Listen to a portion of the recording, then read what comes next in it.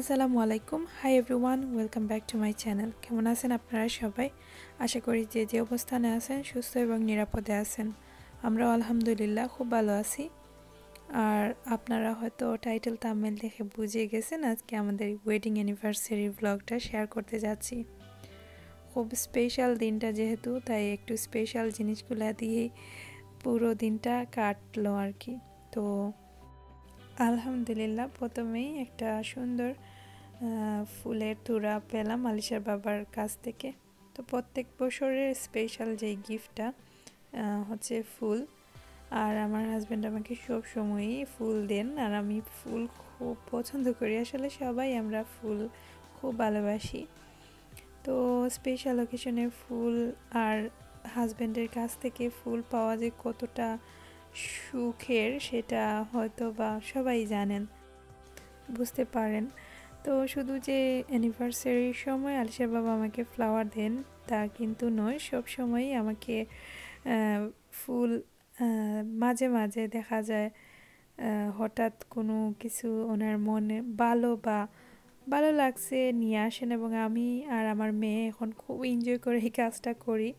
আলিশা তো প্রত্যেকবারই ওর বাবা যখন ফুল আনেন ও আমার চেয়েও বেশি খুশি হয়। তো মা মেয়ের জন্যই কিন্তু আলিশার বাবা ফ্লাওয়ার আনেন। আর জিবরান তেমন কিছু বুঝে না, ও ফুলের প্রতি তেমন একটা ওর আগ্রহ নেই, জাস্ট এমনিতে ওই দাঁড়িয়ে দেখবে বা ও ওর মতো করে খেলাধুলা নিয়ে ব্যস্ত থাকে।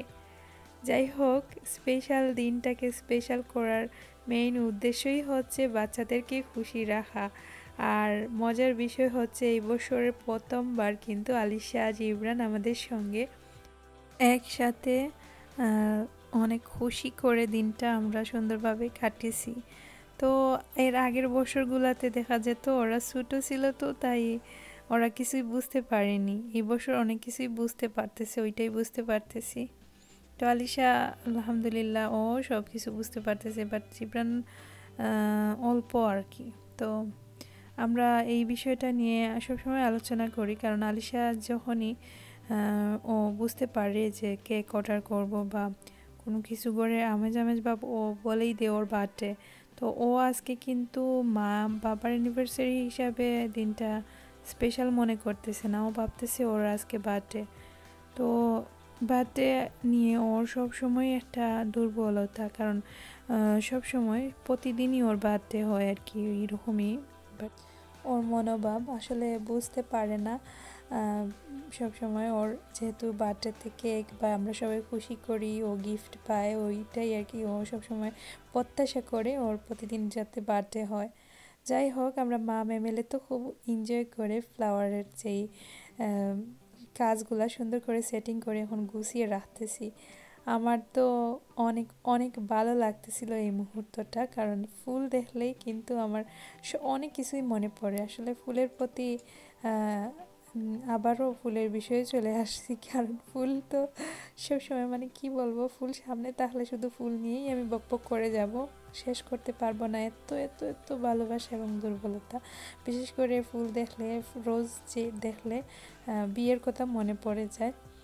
তো তাই আর কি বলতেছি, কারণ বাংলাদেশে তো সবসময় বেশিরভাগ যে কোনো বিয়ের অনুষ্ঠানে বেশিরভাগ গোলাপের কালেকশন থাকে বেশি। আর আমারও খুব ভালো লাগে গোলাপ ফুল। তো আলিশা বাবা চেষ্টা করেন অ্যাটলিস্ট ওয়েডিং অ্যানিভার্সারিতে আমাকে এক গুচ্ছ গোলাপ ফুল এনে দেওয়ার জন্য। তো ওইটাই আর কি আমার কাছে সব থেকে বড় পাওয়া।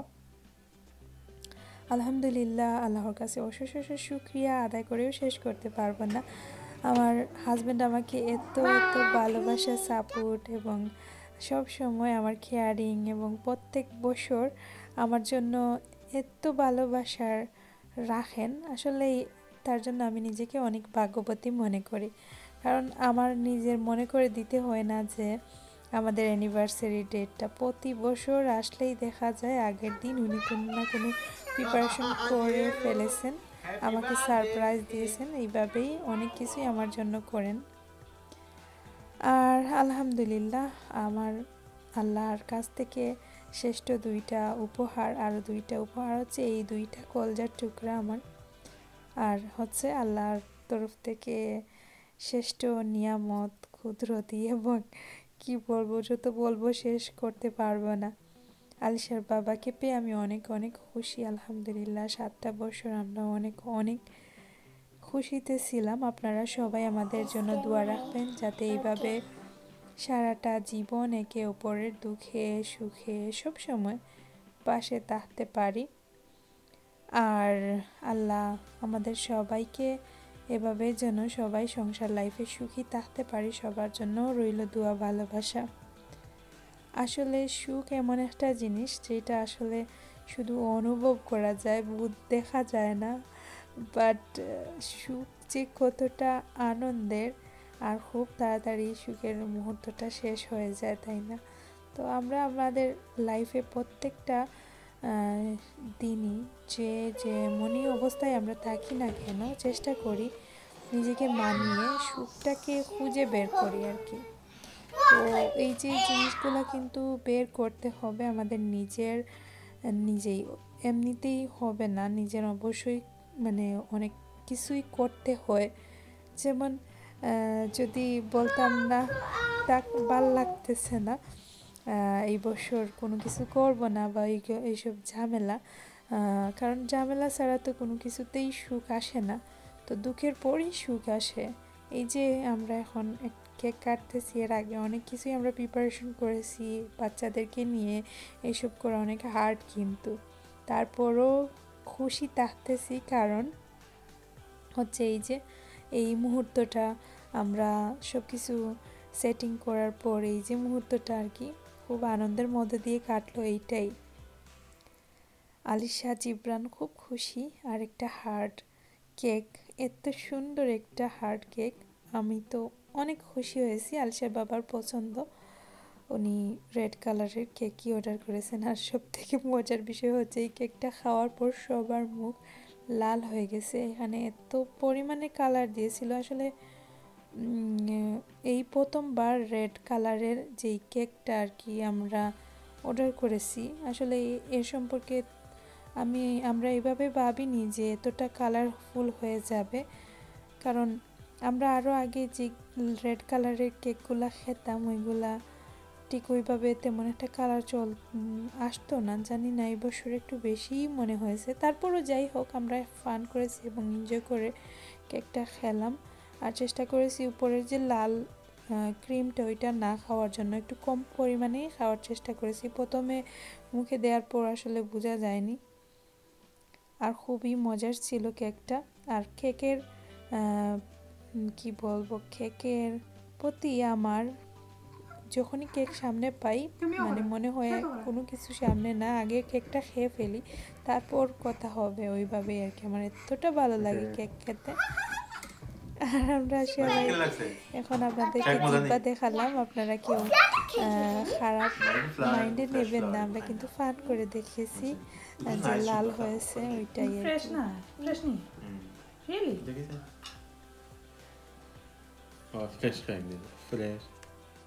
না, এটা সুইট লাগান Lagay ito, Fred. Switch. Lagay ba? Charlie. Oo, kita kabara lang. Sumalo. Ito cake mo dyan. No, igo sisi. Ito hay.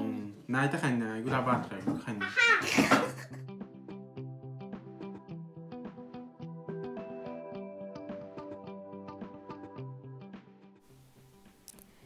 আলহামদুলিল্লাহ খুব খুশি করে আমরা কেকটা খেয়ে ফেলেছি। এখন আমি বেডরুমে চলে আসছি, আর আমার বেডরুমে আমাদের একটা বড় বিয়ের পিকচার টাঙানো আছে। তো আলহামদুলিল্লাহ 8 বছর তো হয়ে গেল, হাঁটি হাঁটি পা পা করে 7টা বছর পার করে ফেললাম, 8 বছরে পা দিলাম আলহামদুলিল্লাহ। যেই দিন চলে যায় সেই দিন ফিরে আসে না, তো প্রত্যেকটা দিনের প্রত্যেকটা মুহূর্তকে একটু স্পেশাল করতে হলে নিজে থেকে কিছু মানে করতে হবে, না হলে কিছুই করা সম্ভব না। তো বেডরুমে কিছু ডেকোরেশন করেছি, ডেকোরেশন বলতে কোনো এক্সট্রা কিছুই না, ওইগুলা যেমন আছে আমার বেডরুম তেমনই একটু 2 হার্ট শেপের বেলুন এবং কিছু ক্যান্ডেল জ্বালিয়ে নেব। আর এই কাজগুলা করতে আমার খুব ভালো লাগে। আমার সব সময় দেখা যায় কোনো কিছু গুছাতে বা সুন্দর করে ডেকোরেশন করতে আমার অনেক অনেক মানে ভালো লাগে। তো এখন তো আমি এসব করতে পারি না, কারণ বাচ্চাদেরকে নিয়ে অনেক ঝামেলা পোষাতে হয়, তাই তেমন কিছু করি না। তারপরও এখন যেহেতু আলিশা জীবন একটু বড় হয়েছে, ভাবতেছি আরও অনেক কিছুই করব। বা আমার আসলে এরকম একটা মেন্টালিটি যে যদি আমার কোনো বাধা না পড়ে আমি সারাদিন কাজ করে যাব, আমার কোনো বিরক্ত ফিল হয় না, আমার খুব ভালো লাগে কাজ করতে। আর এটা তো কোনো কাজই না আসলে, ক্যান্ডেল জ্বালানো আর একটু ডেকোরেশন করা আর ঘরের ব্যাপারে বা ঘর সাজানো সব জিনিসের প্রতি আমার একটা দুর্বলতা। আমি জানি প্রত্যেকটা মেয়েদেরই আমার মতো, বাট আমি মানে ইদানিং অনেক কম করি, কারণ হচ্ছে আমি তো বাচ্চাদেরকে নিয়ে এইসব আসলে করা সম্ভব হয় না বেশি একটা। আর এই বছর লাকি 7 মানে 7 বছর সময় একটু হলেও মনে হচ্ছে যে দ্বিতীয়বার অ্যানিভার্সারিতে যেইভাবে একটু খুশি করেছিলাম ঠিক ওইভাবেই করতে পারছি। আর মাঝখানে যেই বছরগুলা ওইগুলাতে তো বাচ্চারা খুব ছোটো ছিল, তাই তেমন কিছু করতে পারিনি, কারণ ওরাও বুঝে না, ইভেন নিজেরও মন মানসিকতা তেমন একটা ভালো থাকে না বাচ্চারা ছোটো থাকলে, ওইসব ঝামেলাই মনে হয়। তো ওরা এখন বড় হচ্ছে, তাই আমার কাছে মনে হচ্ছে সব কিছু একটু একটু করে ইজি হচ্ছে, এবং আগের লাইফের অনেক জিনিসগুলা আগের মতো স্বাধীনতা আস্তে আস্তে ফিরে পাচ্ছি, এটাই হচ্ছে আসল বিষয়। তো বাচ্চারাও যে এনজয় করে, ওদেরকে ঘুম পাড়ানোর পর খাওয়া দাওয়া করানোর পর ফ্রেশ করে ঘুম পাড়িয়ে আমি বেডরুমে এসে একটু ক্যান্ডেল জ্বালালাম, আর ভাবলাম কিছু পিকচার তুলি, স্পেশাল করে রাখবো দিনটাকে, কারণ যেই দিন চলে যায় আসলেই ফিরে আসে না।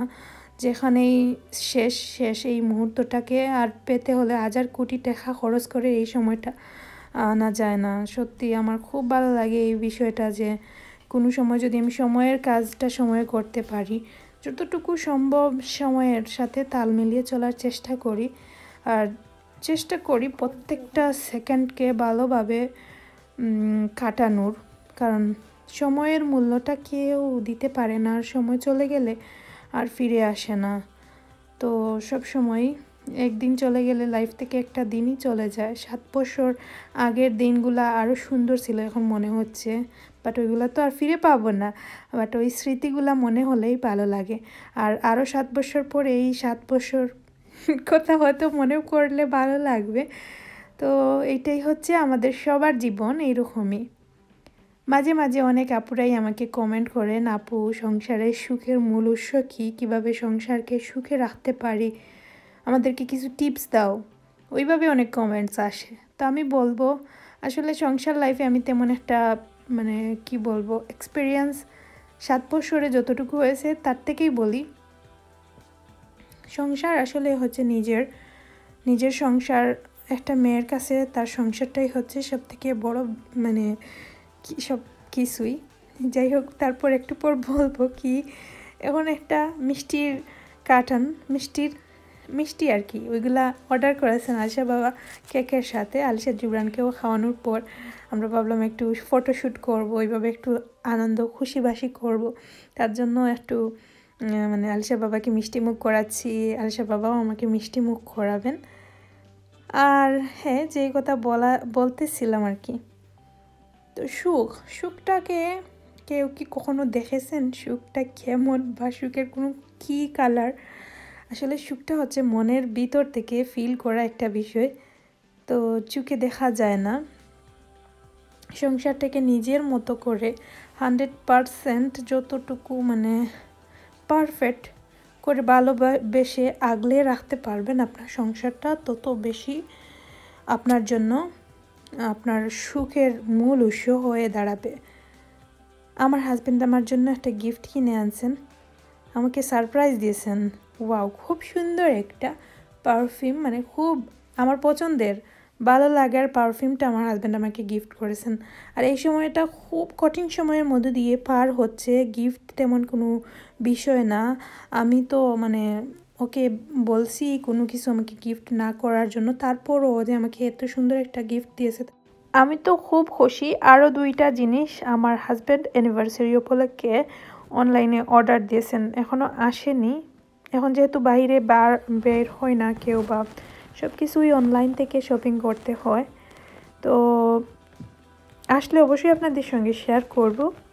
আর এই তো সংসারটাকে নিজের মতো করে আগলে রাখছি। দোয়া রাখবেন এভাবে যাতে সারা জীবন একে অপরের পাশে থাকতে পারি। আর সবার জন্য দোয়া ভালোবাসা রইল। যাদের সংসার লাইফে মানে কোনো সমস্যায় আছেন আপনাদের জন্যও দোয়া রইল, কারণ ধৈর্য হারা হবেন না। সমস্যা যদি কারো থাকে লাইফে বই পেলে চলবে না। সমস্যাটাকে আমরা সমাধানের জন্য যা কিছু লাগে ওইগুলাই আমরা খুঁজে বের করব এবং লাইফটাকে ইজি করব। সহজ প্রসেসে সব সময় সন্তুষ্ট থাকবো, তাহলেই কিন্তু সংসারটা সুখের হবে। যে যেমনই হোক আল্লাহর কাছে শুকরিয়া আদায় করে আরও বেটার করার জন্য অবশ্যই হাজব্যান্ড ওয়াইফ দুজনেরই ভূমিকা আবশ্যক। সো এভাবেই হয়ে যাবে একদিন। সবার জন্য দোয়া ভালোবাসা রইল, আমাদের জন্য দোয়া রাখবেন। কথা হবে নেক্সট ব্লগের। আজকে ব্লগে এতটুকুই। তো ভালো থাকবেন, সুস্থ থাকবেন এবং নিরাপদে থাকবেন। আল্লাহ হাফিজ।